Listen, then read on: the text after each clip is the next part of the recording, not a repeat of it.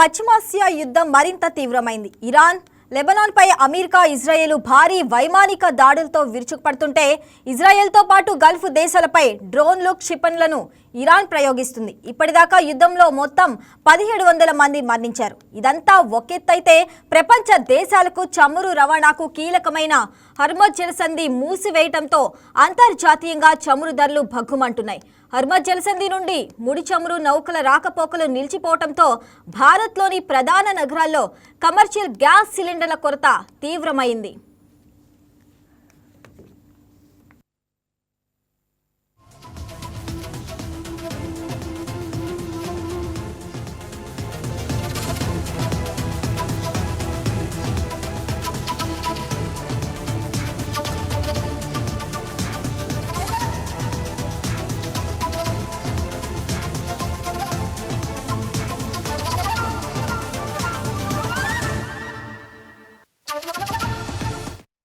బెంగళూరు, చెన్నై, ముంబైలోని హోటళ్లు, రెస్టారెంట్లు మూతపడే స్థాయికి వచ్చాయి.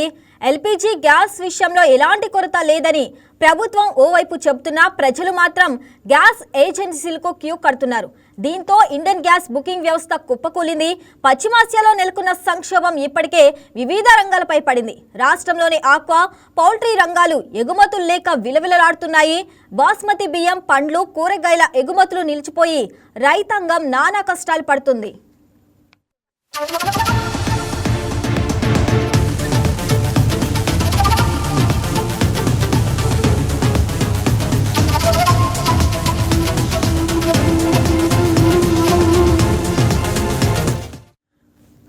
పశ్చిమాసియాలో నెలకొన్న ఈ సంక్షోభం త్వరగా సమసిపోవాలని సగటు భారతీయుడు కోరుకుంటున్నాడు.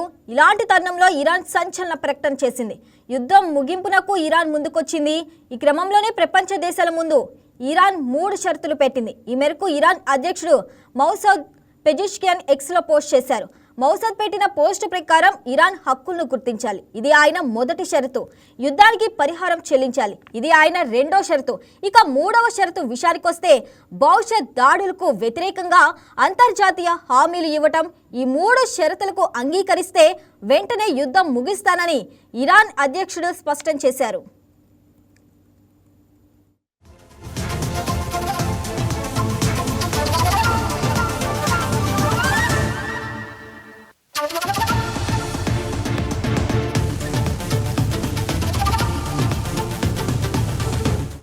ఇక మరోవైపు అమెరికా అధ్యక్షుడు డొనాల్డ్ ట్రంప్ మరోసారి ఇరాన్కు కొత్త సుప్రీం లీడర్ ముజ్తబా సీరియస్ వార్నింగ్ ఇచ్చారు.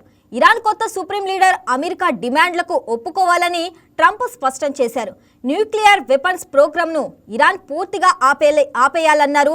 అలా జరగని పక్షంలో చావు తప్పదని హెచ్చరించారు. ఫిబ్రవరి 28వ తేదీ లాంటి దాడులు మరోసారి జరుగుతాయని చెప్పారు. ఇజ్రాయెల్ సాయంతో ముజ్తబాను చంపేస్తామని తేల్చి చెప్పారు. ఏది ఏమైనా యుద్ధం మొదలై ఇప్పటికే 12 రోజులు అయిపోయింది. ఈ యుద్ధంతో ఇరాన్, అమెరికాతో పాటు ప్రపంచ దేశాలు కూడా నష్టపోతున్నాయి. ఇక తాజాగా ఇరాన్ 3 షరతులకు అంగీకరిస్తే యుద్ధం ఆగిపోతుంది. ఈ దిశగా అమెరికా, ఇజ్రాయెల్ చొరవ చూపించాలని శాంతి ప్రియులు కోరుకుంటున్నారు. ఇక దీనిపై మరింత సమాచారాన్ని మా వైకే టీవీ బ్యూరో చీఫ్ సలాం అందిస్తారు.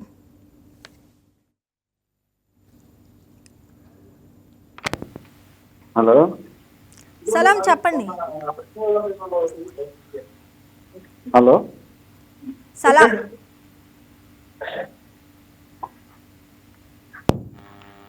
హలో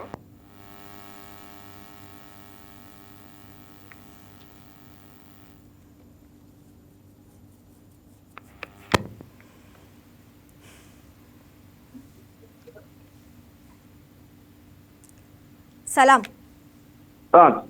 సలాం, మీకు చెప్పండి. ఇక పశ్చిమాసియాలో నెలకొన్న సంక్షోభం త్వరగా సమసిలిపోవాలంటే సగటు భారతీయులు అందరూ కూడా కోరుకుంటున్నారు. ఈ నేపథ్యంలోనే ఇరాన్ కూడా 3 షరతులతో ముందుకొచ్చిన పరిస్థితి మనం చూస్తున్నాం. దాని గురించి అప్డేట్స్ ఏంటి?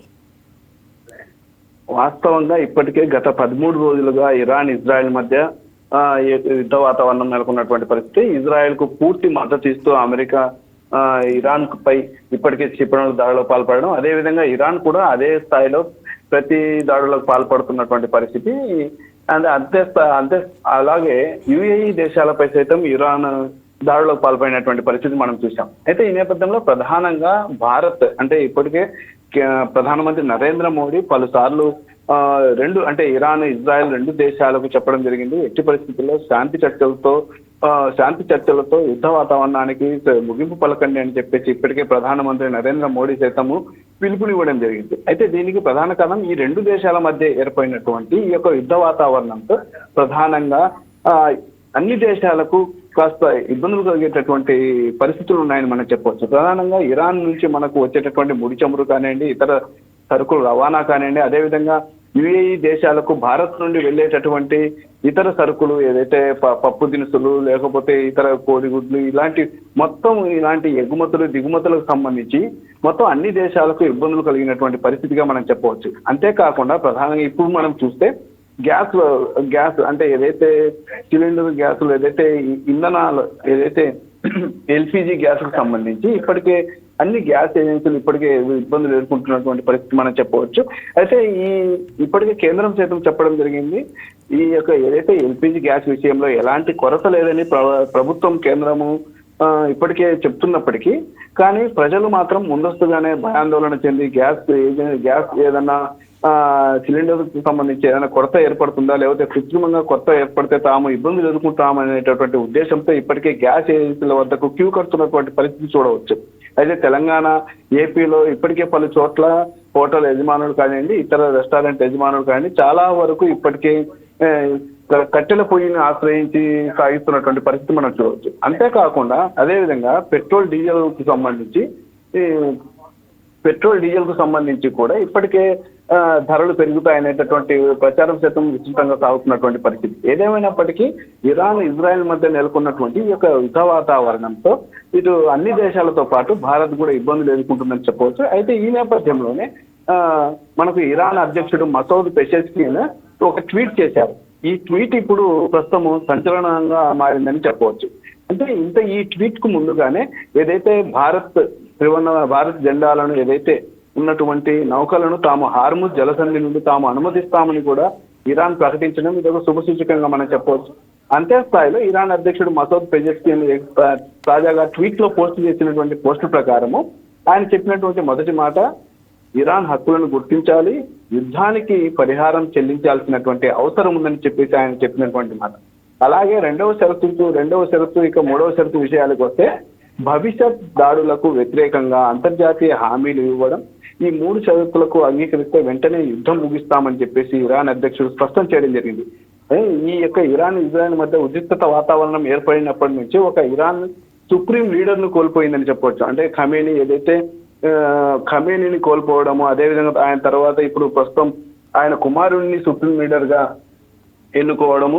అయితే ఎవరైతే ఇరాన్ కొత్త సుప్రీం లీడర్ గా వస్తారో వారిని చంపేస్తామని హతమారుస్తామని అదేవిధంగా అమెరికా ప్రకటన చేయడం కూడా మనం చూడవచ్చు. అయితే ఈ నేపథ్యంలో ఉన్నటువంటి వాతావరణాన్ని ఏదైతే యుద్ధ వాతావరణాన్ని శాంతియుతంగా దీనికి స్వస్తి పలకాలని చెప్పేసి ఇప్పటికే అన్ని దేశాలు కోరుతున్నటువంటి పరిస్థితి. ఈ నేపథ్యంలో ప్రధానమంత్రి నరేంద్ర మోడీ కూడా కోరారు. ఈ నేపథ్యంలో ఇరాన్ అధ్యక్షుడు తాజాగా చేసినటువంటి ట్వీట్ ప్రస్తుతము సంచలనంగా మారిందని చెప్పవచ్చు.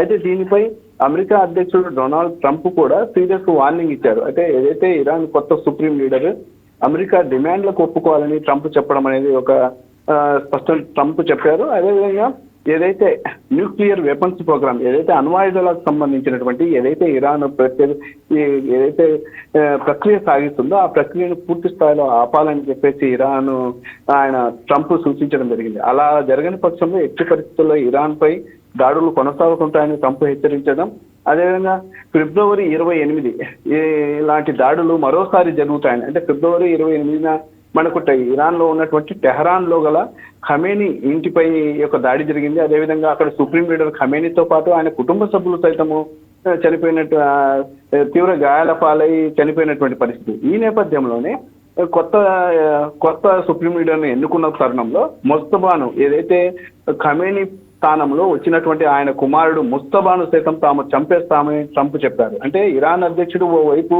తమకు షరతులు విధించి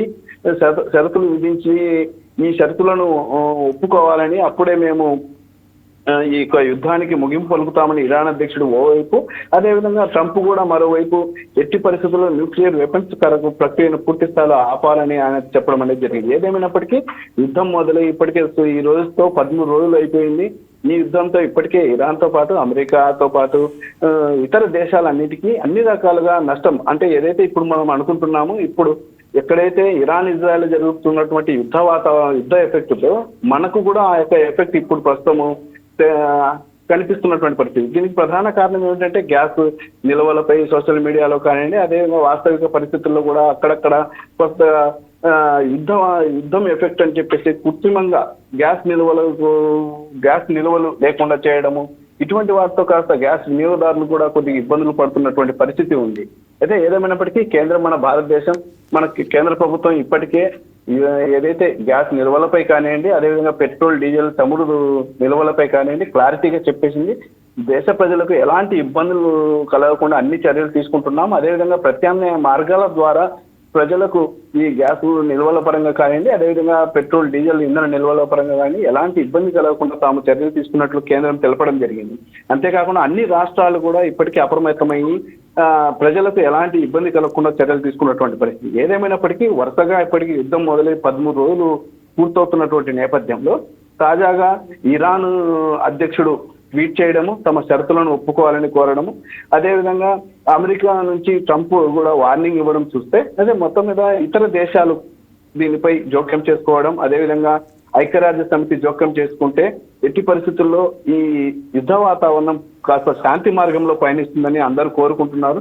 ఏదేమైనప్పటికీ భారతీయులు కూడా కోరుకుంటున్నటువంటి పరిస్థితి అంటే మన భారతదేశం మొదటి నుంచి శాంతియుత వాతావరణాన్ని కోరుకునేటటువంటి మన దేశం అని చెప్పవచ్చు. అంటే శాంతి తత్వాన్ని మనం చాటి చెప్పేటటువంటి గుణం మన భారతీయులకు ఉంటుంది. ఇప్పుడు అదే విధంగా ఈ నేపథ్యంలోనే ఎట్టి పరిస్థితుల్లో యుద్ధ వాతావరణాన్ని ఎవరు కోరుకోరు, అందరూ శాంతియుత వాతావరణంలో అందరూ జీవించాలి, కొనసాగాలి అనేటటువంటి కోణంలో భారతీయులు సైతం ప్రస్తుతం కోరుతున్నటువంటి పరిస్థితి ఉంది. అయితే దీనిపై అన్ని దేశాలు జోక్యం చేసుకుంటాయా? ఇప్పుడు ప్రస్తుతం ఒక కీలక అడుగు పడిందని మనం చెప్పవచ్చు. అయితే రైట్ సలాం, థ్యాంక్స్ ఫర్ ది అప్డేట్.